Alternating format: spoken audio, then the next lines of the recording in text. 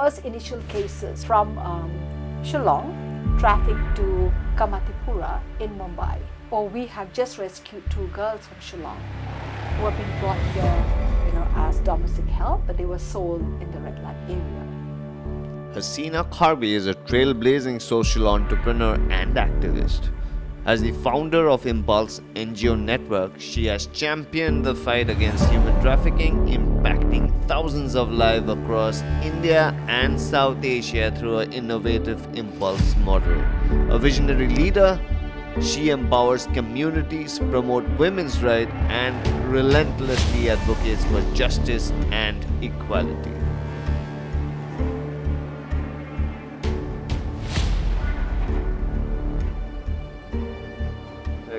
Do you mean to say that people get exploited, as in do they get trafficked? Yes. Many of the new cases that we have started to intervene are exploited and trafficked online. The last attack was basically when I was driving to Guwahati with a tourist taxi. The truck hit the car that I was in. The driver died on the spot and I survived.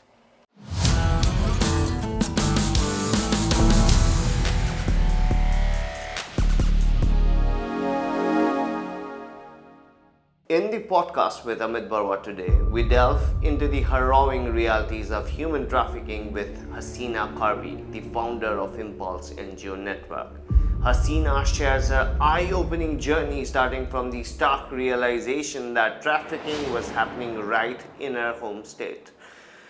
She unpacks the sinister methods by which vulnerable individuals are exploited, including the misuse of employment agencies. We discuss the dual-edged sword of technology, how it empowers change but can also weaponize against us. Most importantly, Hasina outlines the actionable ways we can all contribute to addressing and eradicating this global evil. Stay tuned for an insightful and impactful conversation.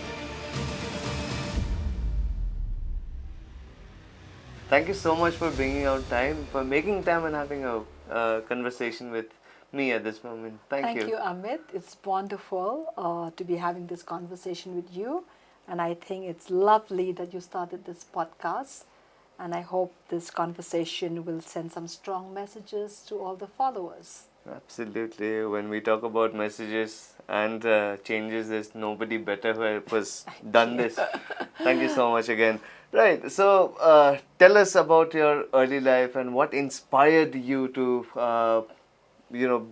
bring about and make Impulse NGO to what it is at this moment. If I go back to my school days when I was 17 years old, I never thought in my wildest dream, Amit, that I would be one day running a non-profit organization. And here I am, 36 years running and keep doing the same thing over and over again. I would have never thought of it. I would just go back to that small little, difference, like this is the same room got, for whatever reason, a room that my past classmates in school, in St. Joseph's School, who are LTS members and who happens to be, very active, along with me, would get together in our weekends, especially after we completed our class 10, high school. And the message was, we need to form an alumni. Let's just keep doing, social community work in our neighborhood. It all started from there. But the alumni give birth to Impulse NGO Network because most of them, as they were moving with their educational studies and, different passion in life, they move out of my hometown, Shillong. And then I continue to do that I will not leave it, the way it got started. I will continue to take it forward. And that's how Impulse NGO Network is running 36 years strong. Impulse NGO Network, a movement that basically fights against the discrimination of women trafficking more specifically. Tell us about what led you into such a territory where people are really afraid of actually trying to help even. So what made you take that step?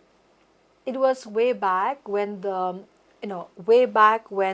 ban on timber by the Supreme Court affected the livelihood of many indigenous population, not just in the state of Meghalaya, but in many states of the Northeast and other parts of the country as well, where their livelihood, their economic is the forest. And Impulse NGO Network, when it originally took forward, we were working with artisans in a village called Sinteng, which is in the East Khasi Hill district, adjacent to where my grandmother come from Lightsoom village, where they're very rich with crafts. And 6 months of the year, they would be making beautiful cane and bamboo handicrafts, because it is also the place that received the highest rainfall. I mean, of course, it's second to Cherrapunji, and people livelihood depends so much on bamboo and craft. But the ban on timber, environmental protection ban, affected any form of forest material, and bamboo and cane was also considered a forest resources, although it is an agriculture product. And it affected the artisans that I was working, which was just 100 of them. It started with 30, it went to 100, and we did not have any raw material. And then while we were trying to get into the next phase, to actually go forward, to appeal to the Supreme Court that bamboo and cane is an agriculture product, it took quite a long, how the whole legal system in our country is. And we saw migration of people, especially from rural to urban, was increasingly, because many of the villages, they always have a big family size. So they would send the daughter as domestic help, they would send the son as domestic help, to work in tea stall and shops. And that went on for a while. I never realized that migration was actually putting young children at risk. It is only in the later part Could you also give us the timeline more specifically? So if we go back, it was way back in the 90s, when the entire blanket ban on environmental protection. So talking about the 90s when you're giving us the references. Correct, the references. And then that was the period. And then people were migrating. Migration is a right, so you can't stop people from migration. But the fact that these young children who were employed, as domestic help, when we look back into the Convention on the Right of a Child, it is child labor, While that was mushroomingly growing and people were going out, sending the children to earn additional income and income for the family, we also start getting information that these children were actually missing. So while we are trying to look into the missing cases and trying to help the family in those missing cases, we discover that many of them has been sold, and some of the cases, the first initial cases, was from Shillong, trafficked to Kamatipura in Mumbai.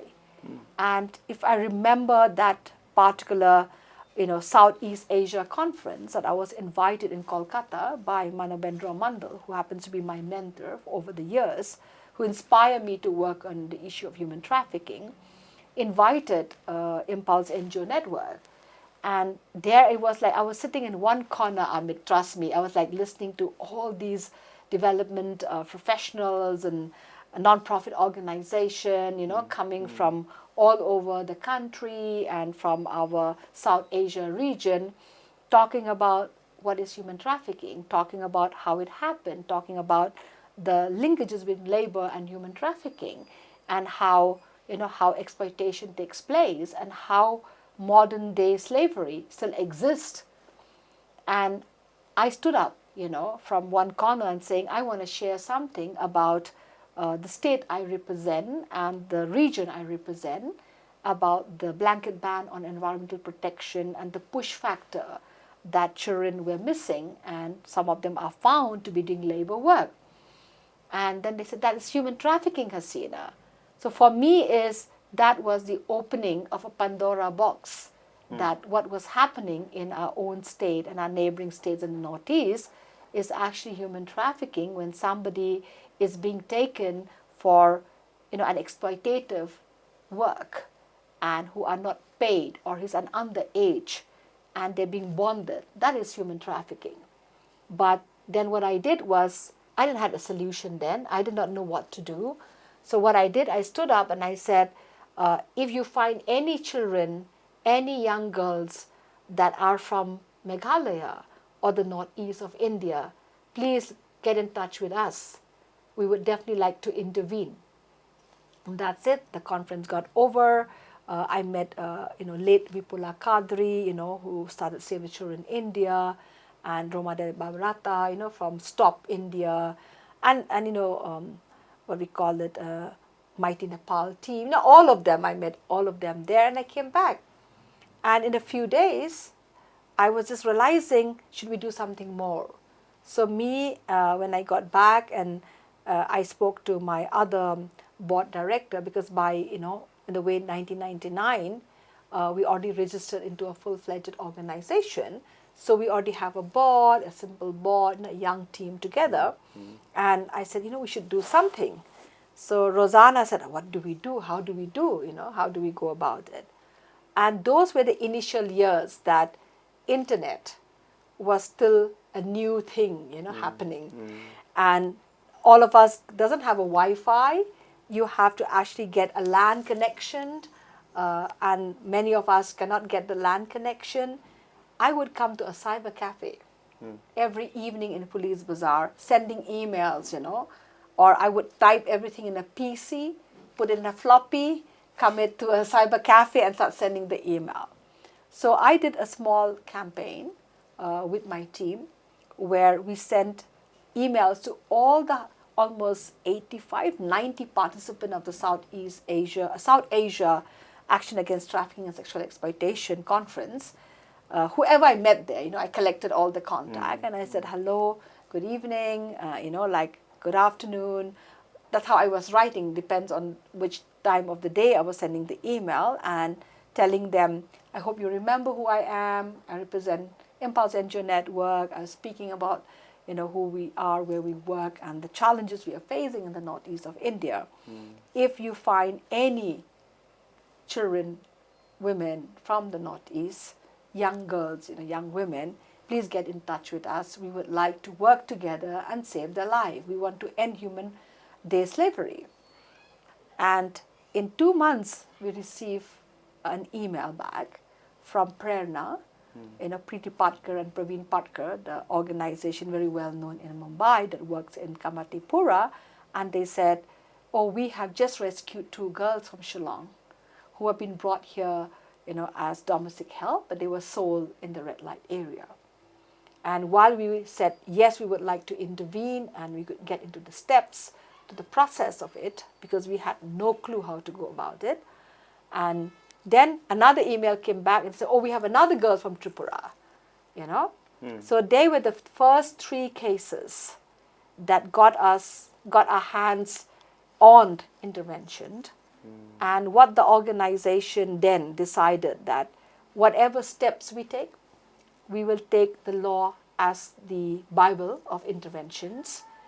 And that Bible of intervention of the existing laws in our country, the existing protocol that has been ratified by our country, the CRC and the CEDAW, give birth to the Impulse model. What is the CRC and the CEDAW? CEDAW is Convention on the Elimination of Discrimination Against Women. It's a protocol which has been, India is signatory to that. CRC is Convention on the Right of a Child, which is how UNICEF function, in providing rights of children. And that's also ratified by our country. And although India, there's only one portion of the child labor, that it's only till above 14, that they have taken forward in terms of they have not identified that prospect that, working, people, children can work, but unless the rest of it is like workable. I think we have my little cats. I have 11 cats, Amit, in the house. So here we have one, And there we have Chaplin right there. Chaplin is pretty famous. I've Yeah. recognized Chaplin as soon as I've seen You've him. seen him. Very Chaplin. cute. And let's get back to our conversation. Was that the inception of the Meghalaya model that you're talking Yes, yes, yes. So the step-to-step processes of the intervention of bringing back the rescued girls, from Kamatipura that has been rescued by Prerna, who is also one of our partners now, give birth to the Meghalaya model. Why Meghalaya model? We were an organization registered here, based here, originated here, and every step that we took as we are documented, the model evolved. And we didn't have any brand name to be such, to be very honest. So we just called it Meghalaya model. So it started with 3P, and then it went, and 3 Rs. And today, in 25 years of its existing of the Impulse model, it stands on 12 pillars, which is the 6 Ps and the 6 Rs. And the 6 Ps is partnership, prevention, protection, policing, press, and prosecution. The 6 R is actually report, rescue, rehabilitation, repatriation, reintegration, and restitution. But the 12 pillars is a combination of bringing together the private and the public partnership. And the 6R is the single window approach of bringing the resources under one umbrella, because we realized over the last 25 years of this innovation that no single organization can work in isolation in intervention in human trafficking. It has to be collective in nature, and there has to be a shared approach and a shared leadership. And that's how the Meghalaya model was renamed into Impulse model, because as we were taking the model to another state, we couldn't have the state name, it was not permissible, by rules. How can you have a state name as you are scaling out to different states of the region and scaling deep into those regions? Right. So that's how the model was born. So is the Impulse model and the Meghalaya model, you've just renamed It's the renamed. Meghalaya model? Yeah, Meghalaya model is the originality of the three, the 12 pillars, but the Impulse model is a rename All right. from how it took out. When you scale out an innovation, it needs to have a proper name, acceptable by other states. By the law. Yeah, by the law. So that's how. So what is that public and private partnership that you're talking about? So, when you look at public and private, in the public domain, it's all about the governments coming together, responding on a critical issue and a human right violation, such as human trafficking. There are the various departments, various ministries that are supposed to be applying the legal constitutional law to address the issue, in different processes. The private is like non-profit, shelter homes, service providers, even the corporate for that matter, are also equally responsible and are doing their bit in different ways and different means. So when we brought them together under one umbrella, it was a partnership, a partnership that they could coexist, and it's a partnership that the resources can be shared, whether it is resources in terms of finances and funding, or resources in terms of technical and collaborative efforts, so that nobody is reinventing the wheel, and we're having an innovation that is adaptable for different states and different regions. And in fact, the Impulse model in 2012 got the World Innovation Prize from the Japanese most innovative development project of the World Bank, and it's under the Global Development Network initiative. And since then, it scaled out to Myanmar, it scaled out to Bangladesh, Nepal, and now it's in Thailand. And subsequently, in the last 1 year, our processes of Impulse NGO Network regional office from Thailand is, in its baby steps, taking shape. That it's time to spread our wings much more beyond the home state that we have been operational for many, many years. Right. How as individuals then, like people like me, my friends, how would they be able to play an active part in the entire process? So in the active part of the impulse model, so they are like in a world of technology right now, in a world where the attention span is so limited, right? People like you who are in the media and communication, it is looking how do you strategize the information so that the awareness it's being created and multiplied for people to understand that human slavery, still exists, and each one of us has a role to play in addressing it. When I use that word, in the last many, many years, we have dealt more than 74,000 cases in Southeast Asia. We have intervened through collective, interventions and voices and partnership, because we have state partner in every state, we have country partner in every country, because we believe in shared leadership, while the vision is the same, where we all come together to work towards the same mission. And that's what shared leadership for me is also how the impulse model has taken forward. Rather than franchising the model, we were scaling out through shared leadership and scaling deep in each country in terms of adaptability and because culture to culture contact, legal to different legal contact, it's being adaptable. But at the moment, we also have seen that in the last 7 years, human trafficking can happen to any one of us. So it's just not about somebody below poverty line, economic, people who are like having less economic. Young people are connecting to the unknown. Young people today are on internet more hours than ever before. They're hooked to it. The Gen Z are born with that, tools that it's communicating everything on the net, right? Even Gen X, even each one of us are adapting, because technology is something, technology for good and technology which is challenging. Technology which is challenging, how exploitation is happening online in a massive way. How? Like, do you mean to say that people get exploited, as in do they get trafficked? Yes. By many of the new cases that we have started to Online intervene trafficked. are exploited and trafficked online. How does that happen? It happens mainly because people are connecting themselves in the social media spaces to the unknown. And the unknown happens to be trafficker luring people who are vulnerable. And vulnerability, it's also depend on how am I connecting myself and opening up myself to somebody I don't even know.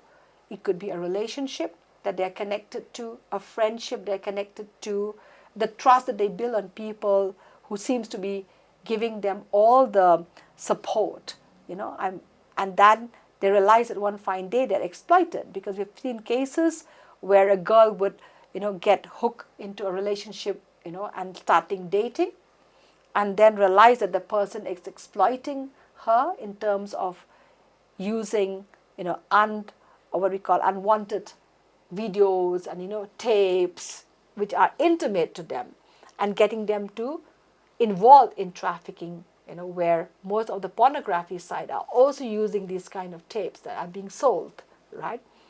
And that is another trend of human trafficking.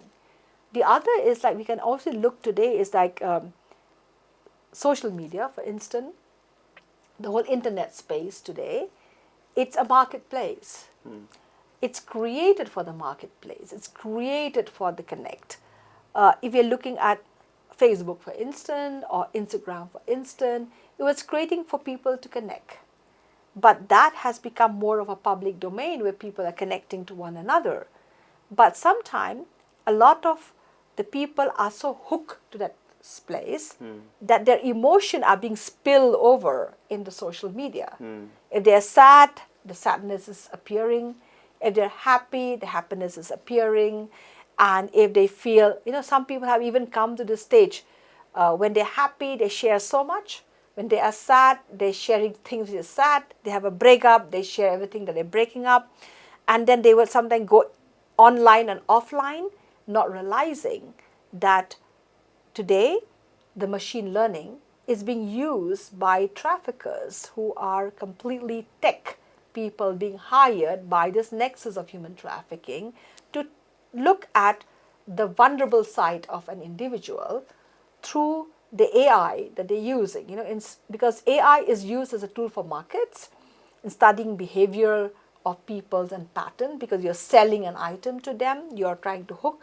But AI is also being used by trafficker to study your mental health, your emotion, your capacity of what you share, and which kind of link you're connected. Because sometimes if you realize, I would be connecting myself to search for something, and the moment I link myself to a certain product, you find that various product of a similar kind is coming to you. Would you buy it? Would you buy it? How? And sometimes you say, how on earth did they know I like pink, or I like green, or I like this specific item? Because of machine learning, right? But it was created for a purpose of marketing, because the world is changing. Marketing is happening online. People are buying things online. But at the same time, traffickers are using those same tools to navigate vulnerability of young people. And then you just realize, oh my God, this is my Insta picture today. And then I realize you get lots of likes. Someone not get so much likes. You get a DM for that matter. Oh, I love your picture. How are you? And suddenly you get so excited and you start writing, hi, I'm so and so and so. And you get into a conversation without realizing who is that other person on the other side and what kind of question the other person is asking. That's how a lot of young, vulnerable minds are getting hooked to it, And that is also the biggest challenge of how human trafficking is taking place today. It's becoming a very tricky place to actually live on or survive, so to say, because which might start off as a very normal conversation of two strangers coming in and making friends, could Correct. actually lead you into a lot of trouble. Correct. So, Correct. do you not think that education plays an important role in? I think the whole society today, the whole generation today, are connecting themselves to a technology tool more than connecting themselves to a human to human. That conversation human to human today is getting lesser every day. Even among families, among what we call children, family, parents, and all of it. Yes, I'm not saying that you should not use it, but you should have a constant control of how much you're using what. Because at the same time, it can be an addiction. You might have a WhatsApp. I would use a WhatsApp to connect for work. It's easier to say, let's say you're coming to see me. I'm saying, okay, I'm going to send you, the location. This is my address. Have you reached? Call me back. That's different. You might start a group, which is official group of the office. Nowadays we start a lot of WhatsApp group, right? When you have a conference coming up, all the participants are inside a WhatsApp group. Why? So you don't have to repeat sending 10 emails or 20 emails. So it's a good tool, It means you are saving time, resources. You're putting everybody under one group. All the logistic can be discussed at one time, all of it. And you're putting everybody on the same page. It's great. But at the same time, if you keep overusing it, sometimes people have these various groups. It's overflooded, right? So there are times, like for us, we do a lot of back-end research at the same time. We realize that somebody is not happy with something. They basically take out all the anger in that group about something that is irrelevant to your day-to-day life, irrelevant for you to give an opinion. If somebody is going to be like 24/7 in groups, you're addicted to it. And then you start connecting to somebody and somebody and somebody. So that can also be a very harmful part of mental health. Absolutely. Because you're geared. I hate this, person because he gives X statement. But he doesn't care whether you hate him or not, or you hate her or not, right? So how does we as human beings navigate ourselves today to have our space without getting affected? Yes, I have my Instagram, I have my Facebook, I have all of it. For us at the organization, these social media is basically a press release platform, very honest. If I go back 25 years ago, we would send a press release to a newspaper to inform a program is happening, a program was held, an event is taking place. Today, we don't have the newspapers the way it used to be. The social media, for me, or for my organization, is an information of what we do and what's going on, and whether it's a speaker and so on. So when people, the Impulse is having this program. So if organization use to that level, it's great. Individual use that level is great. Even at a personal level, I might raise an opinion, but then the opinion is not my anger at somebody, or my opinion is not because I hate somebody. I'm sharing a wonderful story. If you get motivated in a wonderful story, it could be, like I have a lot of my travels, right? People, that is like taking you to a place that you might not have visited, but might be keen to visit. And if you read what I write, basically, it gives you a little bit of a knowledge. So it depends on what you post. Clothes, like I support small businesses, so I try to share that so that other people can connect to these small businesses, because as an organization, we support small, medium businesses, And these are things that we are engaged. But there are a lot of people, what you share also matters. Right? How much you share also matters. The content, which is conscious. So the consciousness of that. Nowadays is like, because we don't communicate with people so much anymore, whatever we feel in our mind depends on the part of how our mental health is. And trafficker study that. AI can study your moods, your temperaments, in such a way on the language you use, and the content you use, and the picture you share, and then that's where your vulnerability is displayed to the world, right? And the vulnerable, they track the vulnerable. They track the vulnerability, That's a valid point. That's a very valid point. But however, having spoken to you for this while, what we kind of felt was a very breezy picture of how things went for you at this moment. But I'm sure that you've been dealing with such huge mafias when it comes down to human trafficking especially. You give us a story of how challenging and how, tricky and dangerous situations that you were into for the viewers to know what the situation on ground feels like.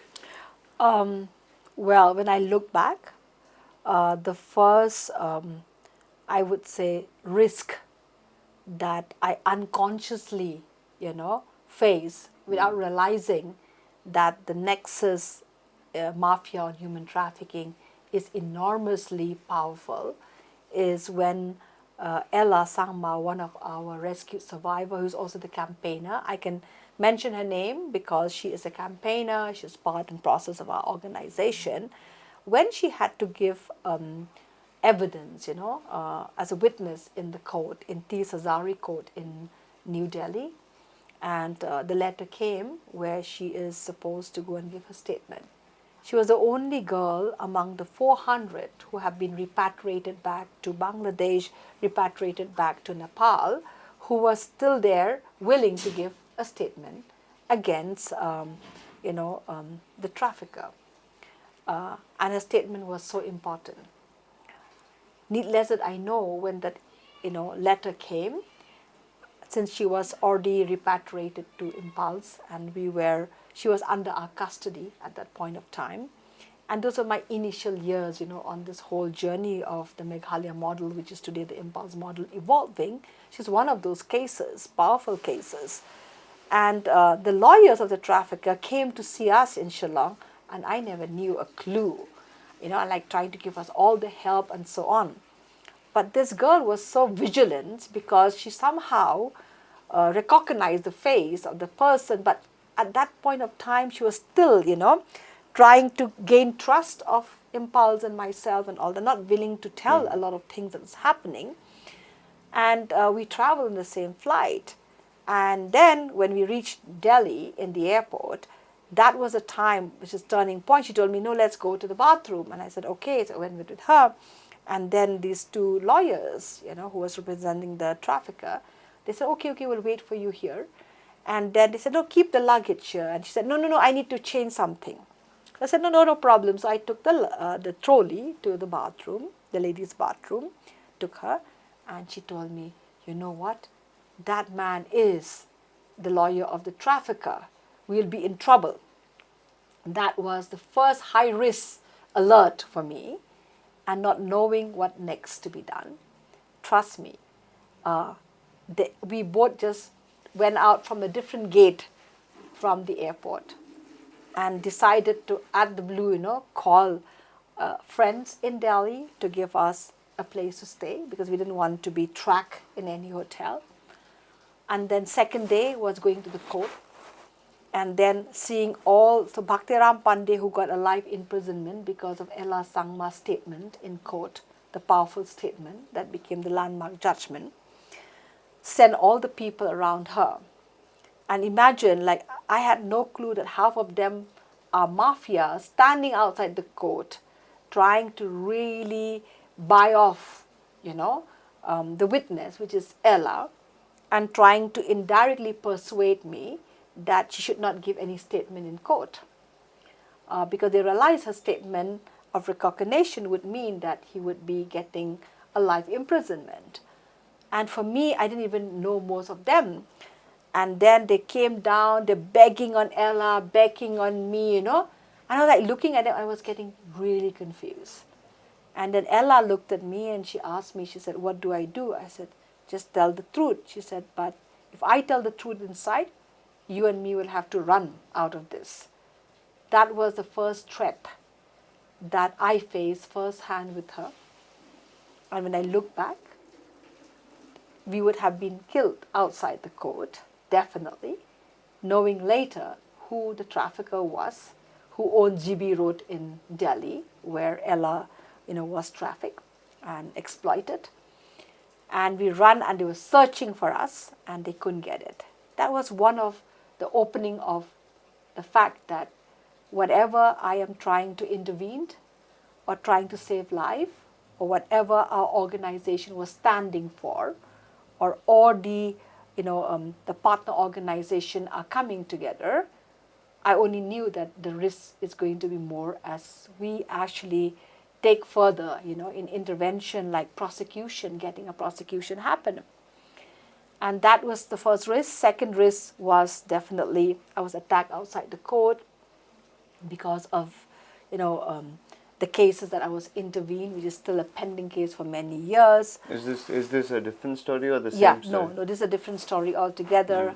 It's in Shillong court, because the girls who happens to be, taken from Shillong to work for an airlines, which used to exist at one point of time, Kingfisher, were actually taken to be escort girls, Our intervention for underage girls working for that particular airlines at that point of time, opened the Pandora box that many of them was recruited for a very subtle exploitative situations. And when we tried to intervene, I was put at, to face the harm, and I was attacked outside the court.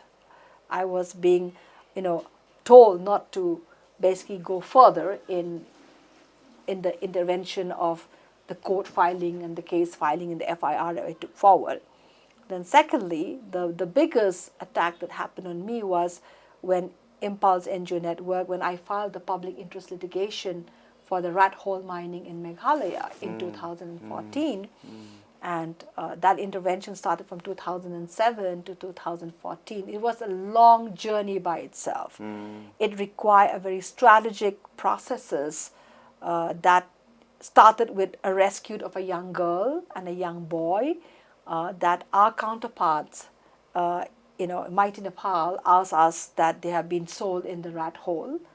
And when I went to the rat hole, and I just didn't believe myself that I was living in this state and I was not knowing. I'm always aware that there's a coal mining, but never realized the gravity of rat hole mining, children being employed as bonded labor, brought from across the border, and the pathetic condition and the situation it went. And that led us to the whole process of intervention. intervention was a long intervention, from writing letters to the to the stakeholders, the governments, to intervention, to all the commissions. you know, it went on for many years. The resilience that I had, that the last resort was to file a public interest litigation. The evidence collected, I would also salute many of the media people from different parts of the world who stood by on in-depth reporting, and who stood by that in-depth reporting as an element of how it can create evidence in the court. And that's how we won the public interest litigation in 2014, where the rat hole mining was, had a blanket ban through the National Green Tribunal. But I faced, a massive price of being attacked multiple times. I've been, in fact, bribed to tremendous amount for not wanting to take that amount of money, and that's why I was attacked. The last attack was basically when I was driving to Guwahati with, a tourist taxi. The truck hit the car that I was in. The driver died on the spot, and I survived. That was then I realized that the space of what I am actually intervening, it's a criminal syndicate, it's a criminal network, and it is something that the network is so powerful, and as an organization, these are concerns that I have to keep in mind for the welfare of the team who are there. But I realized that because I was not willing to give up, I was not willing to accept the bribe, accept the threats, accept any of it, that this attack happened. So when I look back, that it might look very glamorous what I do, Amit, today. Maybe the social media puts me from one country to the other. It's in fact the work that I do makes me travel from one place to the other. Southeast Asia is the work area and the country we intervene, but going here and going there as a speaker telling my stories. But there's also the gray area of what I went through. I had to go through an asylum, through the Asian Human Rights Commission support, the UN Special Rapporteur. I was in Uganda, but I decided to come back, to India, and decided that no, I cannot stay in an asylum and work on an intervention. But those moments when I go back 2009 when I was attacked, and now, I think I have grown to be more matured in the interventions, more resilient in the work that I do, more practically oriented about the legalities of the law, the complexities of the law, the complexity of the environment that I work, and the fact that every moment of my life is so important that I always live for the moment, but then I'm also very cautiously in terms of what work do we go next, what are the intervention that we have to bring, why collectiveness is so critical, and that each one of us in today's world are also unconsciously, by buying products which are actually very cheap, in the market, we don't even ask the question whether it is child labor free, whether it's traffic free, So we indirectly contribute to the whole network of these syndicates, right? Which is also a learning lesson that I keep saying that if we all stand against to end slavery, then we become cautious human beings, and then maybe the kind of threat that I faced, right, will not even happen, or to many more who wants to do the kind of work I do, because then all of us are conscious. We don't want children to be employed in a house. We don't want young women to come and work in a house who are below the age of 18, we will not buy things that are produced by, child labor, which means we are indirectly not contributing to that whole space. That way, we are at least preventing, if not 100%, we are preventing the whole nexus of how trafficking is taking place. So we're not allowing the nexus of mafia to operate and to stop the voicing of people like me and many more, who have been in this journey of ending human slavery. Are you not scared of the mafia? I think after the attack in 2009, and then especially when I was hit by a truck, these sequins, they're like small sequins and big sequins in life. That was the biggest one of what I face. I just realized at that moment, very, very much, I would say, is that I've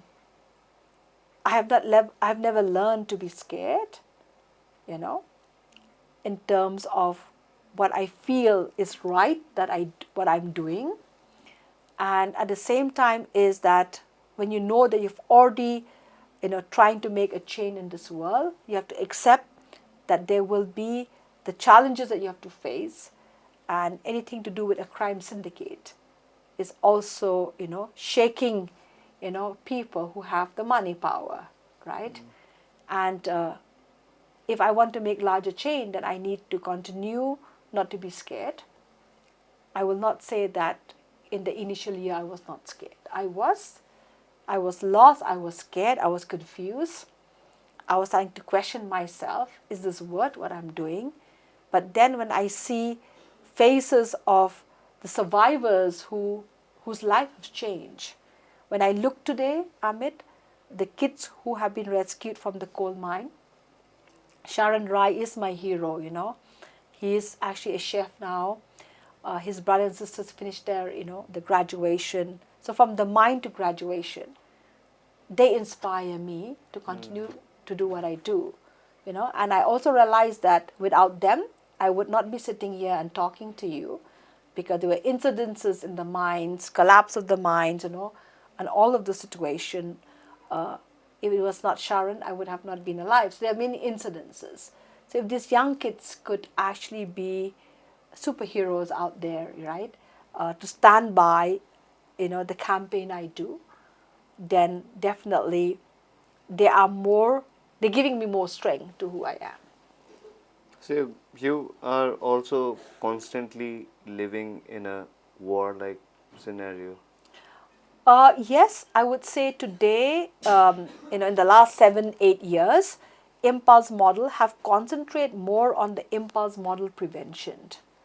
Impulse model prevention looks into strengthening the economy of the vulnerable communities in the Northeast, and those communities' skill sets, are being enhanced through, resilience market, through a collective resilience market, multiplying sustainability of textile in one way, the skill set that they have, generated, passed from their grandmothers to their mothers and to themselves, giving a life to that, to what we all talk, but providing choices to women not to migrate unsafely. The more we spend time on prevention, we are reducing the nexus of traffickers, because indirectly women are not willing to be lured very easily, Today, the challenges of the internet, we are also working closely with Meta on online safety, where we are trying to bring in the essence that what are the safety do and don'ts that one has to look into it, especially young people, because it matters. Because if you are working on the prevention in the higher side, you're giving choices for people not to be lured, not to be vulnerable, right? But then the vulnerability side will continue to be there, but you have to work against that vulnerable side by offering options.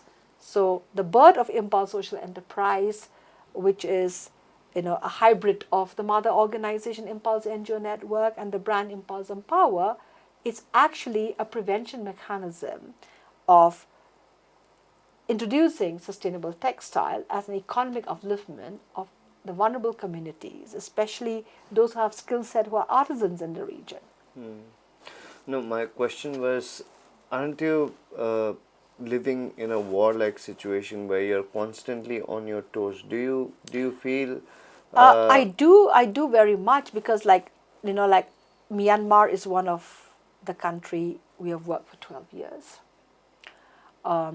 When we scaled Impulse model way back in 2012, it was still militarization then, and then it became a democracy, and then it went back into the present situation of a civil war. And when I am in that country, especially with the humanitarian aid and the agroforestry and multiple food farming, to provide food security to people who are internally displaced, externally displaced, and that's one of the major work in in Manipur, Nagaland, and Mizoram. When I'm on the ground, it's like a war, because like when I was there just on the month of June, 3,000 plus kilometers on the road to go and check the humanitarian aid that we provided with our country partner YMCA there. Even my team, like Alex, who is like one of our team leader there, he's like, we smile, but we just know there's an airstrike, above us. We are stopping, and we know we have to meet the communities. But what really put me on my toes, Amit, is that if I look back, the resilience of the Burmese people have taught me, no matter what Tor won, the resilience that they have on life, on the simplicity of life, on that moment of who they are, welcoming me, grazing my presence out there when I know I've just come there to monitor the aid that we have supported, or the multiple crop farming, so that there are more food for people who are displaced. Even with the airstrike, we are laughing and smiling, right? So when I look at the door constantly, right?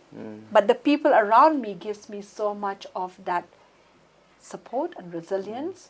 I just said I'm just one single person, but there are thousands of them out here, right? Who's living life every moment.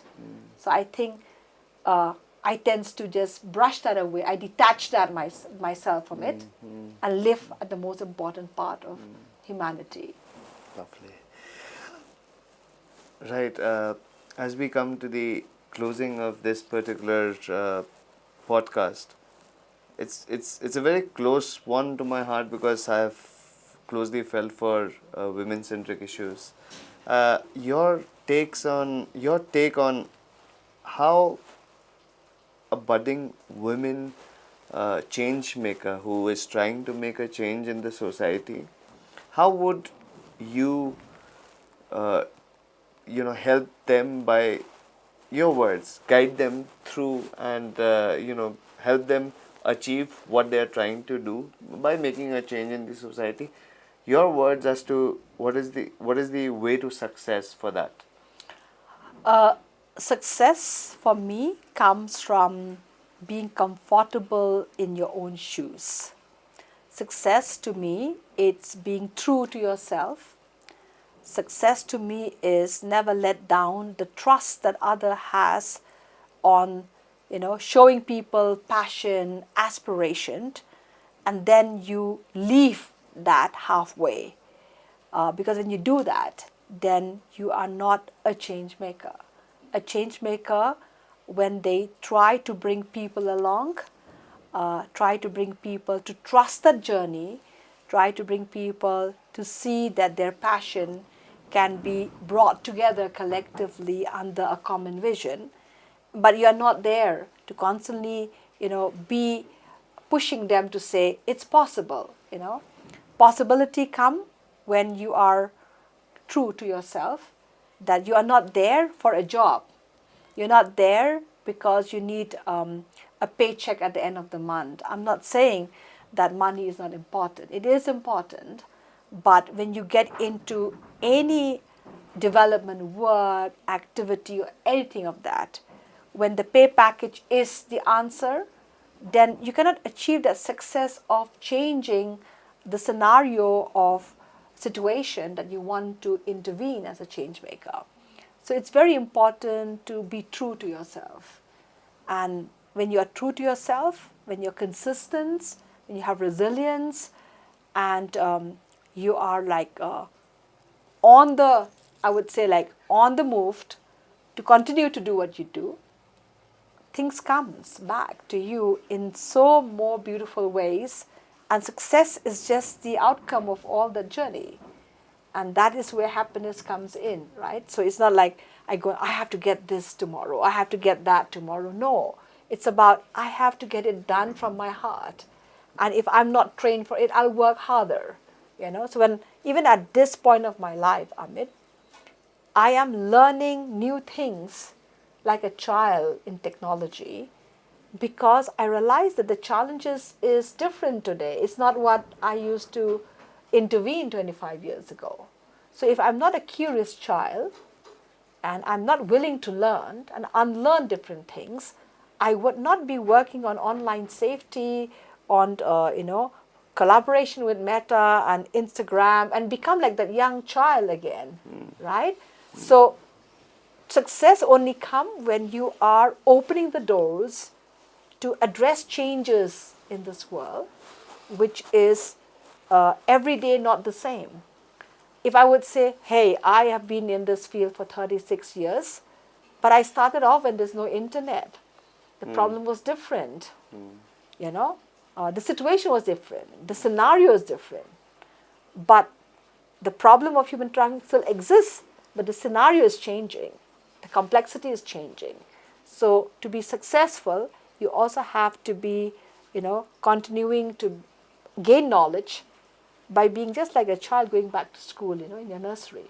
I'm so happy that you actually understand AI way more better than a lot actually at this point in time, because AI is something which is revolutionary. I thought, or we thought rather, internet would be that big revolution, but AI has completely swept the floor. AI is a ball changer. It's a ball game. It's a ball changer. It's a tool. As long as you know that you will not allow AI to control your life, but rather you use AI as a tool to navigate changes that is required, intervention that is required. I can just give the most simplest thing. I used to have a typewriter that does not belong to me, but my brothers bought the typewriter. I used to type letters there, to send letters before to a post office when I was campaigning, markets opening for the artisans. If I look back, that was a game changer, because there's a typewriter who invented it, and we type and we have the post office.